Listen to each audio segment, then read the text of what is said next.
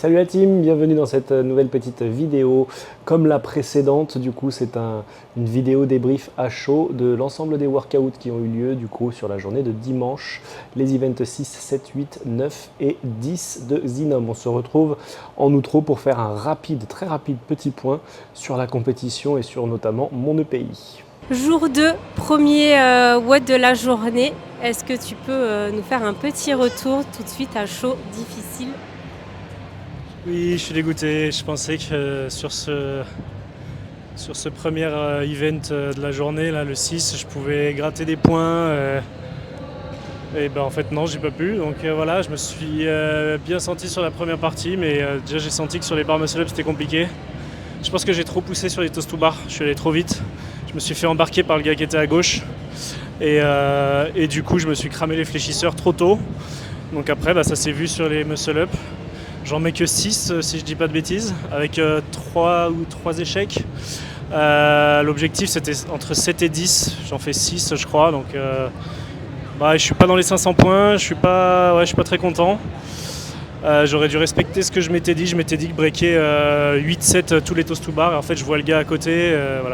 Clairement, je me laisse embarquer. Bêtement. Donc c'est pas grave. Je brûle une cartouche. Prochain event, c'est l'inconnu total. Donc je pense que là-dessus, je vais pas non plus gagner des points. Il m'en reste 3 globalement. Donc on va continuer à essayer de se bagarrer pour la suite. Et le petit retour du fameux event 7, l'event toutes les inconnues. Comment ça s'est passé? Alors ça s'est bien passé, c'est marrant comme event. Du coup c'est ce qu'on a dit dans le petit erratum sur la toute dernière vidéo event 10. On pensait que ça allait être du deadlift à l'ancienne sur la Rhino plateforme de Rogue et du coup maintenant c'est sur un bumper. Le bumper est à 10, vous avez de la résistance et en gros c'est la puissance de votre extension qui calcule un poids théorique et vous avez 5 répétitions à faire. Donc franchement c'est drôle, c'est marrant, c'est super sympa. Après personne n'a de repère là-dessus, donc c'est la première fois pour tout le monde. Moi j'ai fait un peu moins de 1350 pounds sur les 5 reps.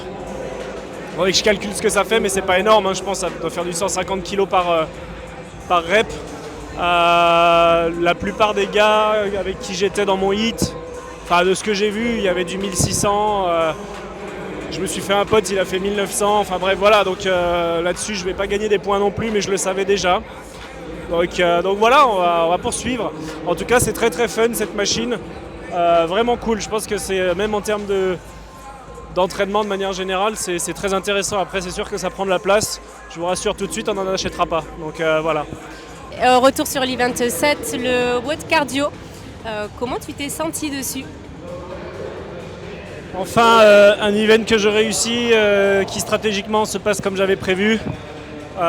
J'ai tenu les paces malgré, j'avoue qu'à l'échauffement j'ai eu beaucoup de doutes parce que les jambes sont ultra lourdes et sur le vélo ça avançait pas du tout.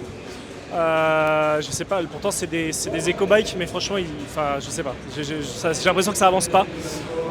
Mais malgré ça, et malgré la surprise du burpees and release, parce que ça j'avais pas lu ce standard là. J'ai fait 2 no-reps du coup là-dessus parce que pas l'habitude, mais bon bref, pas très grave. Je finis avec 17 ou 18 reps alors que j'en avais fait 13 sur mon test, donc je suis très content. Les transitions étaient super fluides, c'était cool. Je pense que là je gratte pas mal de points.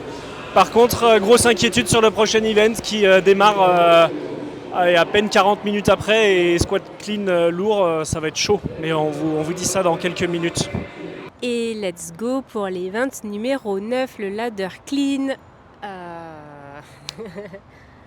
Ladder clean dur, très très dur. Vous avez vu, le squat c'était même pas la peine aujourd'hui. Les jambes elles sont éclatées d'hier un peu, et surtout que l'event 8 et 9 s'enchaînent en je pense 50 minutes. Donc en fait quand on pousse dans le bike, derrière les jambes sont cuites. Donc très très dur. À l'échauffement j'ai tiré jusqu'à 110 en power et en squat, et en fait je savais à l'échauffement j'ai tiré 110 en squat et j'ai mis ma vie à la remontée. Donc je me suis clairement dit direct que de toute façon si j'arrivais pas à power 110 ça passerait pas, je le savais. 80, 90, 100, franchement j'ai vraiment bien, bonne sensation, et la première 110 m'a mis une grosse start.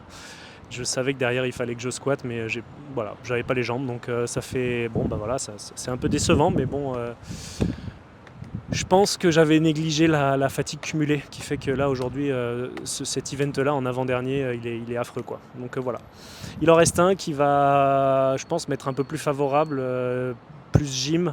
C'est plus mon truc, je peux peut-être encore me démarquer sur celui-ci. Sachant que tout ce qui est score du Rhino Deadlift, ils ne le sortent pas. Je me demande s'ils ne veulent pas essayer de compiler d'abord toutes les données pour calculer un EPI correct. Je ne sais pas trop. Bon, enfin bref. Donc pour l'instant, je suis un peu dans l'expectative au niveau du classement. Mais bon, il reste un event sur lequel je pense que je peux faire un truc. Donc on va se remobiliser et ça repart je crois dans 40 minutes. Voilà. Allez, dernière vidéo, dernier retour sur cet event numéro 10. Comment tu t'es senti? Alors event 10, je suis parti en mode de toute façon il faut juste avancer de manière un peu smooth, tranquille et enchaîner les tours. Donc j'ai pris mon rythme, un peu rapide au début et ça s'est senti, hein. J'ai décéléré aux alentours de 6-8 minutes. À 8 minutes je me suis aussi pas mal ouvert la main. Donc du coup j'ai commencé à breaker mes chests et je pense que là j'ai perdu un peu de temps. Mais honnêtement, de toute façon, j'aurais pas pu faire beaucoup plus. Je sais pas du tout combien j'ai fait de tours. J'étais dans mon truc, j'ai pas compté et j'ai pas demandé au juge, donc je suis un peu dans l'inconnu vis-à-vis du score. Je pense que j'ai fait les 10 tours.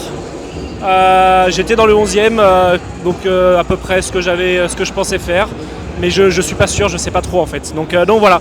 En tout cas, c'était une belle manière de terminer la journée. Donc voilà, maintenant on va aller à la cérémonie qui va avoir lieu d'ici une demi-heure et puis on va tranquillement se rentrer pour récupérer. Voilà, encore merci à tous d'avoir suivi tout ça de loin et puis merci à Myriam d'avoir filmé, merci à tout le monde pour cette petite aventure.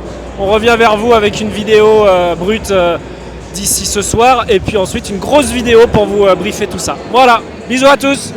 En ce qui concerne du coup mon EPI final, on reviendra sur l'intégralité, le détail un petit peu plus exhaustif de chaque event, de mon pronostic et de ce qui s'est passé dans la réalité. Et ça permettra de discuter un petit peu du format de la compétition et des erreurs éventuelles que j'ai pu faire durant ces 2 jours. Sachez d'ores et déjà que la mission n'est pas tout à fait remplie. 4920 points, c'est mon EPI final, alors que je visais quand même d'être au-dessus des 5000. Ça se joue vraiment à pas grand-chose. Mais voilà, c'est le résultat de quelques foirades, donc on reviendra un petit peu là-dessus. En tout cas, voilà, j'en profite pour de nouveau remercier tout le monde pour le soutien sur cette 2e journée. On vous donne rendez-vous du coup d'ici quelques jours, le temps de monter une vidéo un petit peu plus costaude sur toute cette expérience à Dallas. Voilà. Prenez soin de vous. À bientôt la team. Ciao.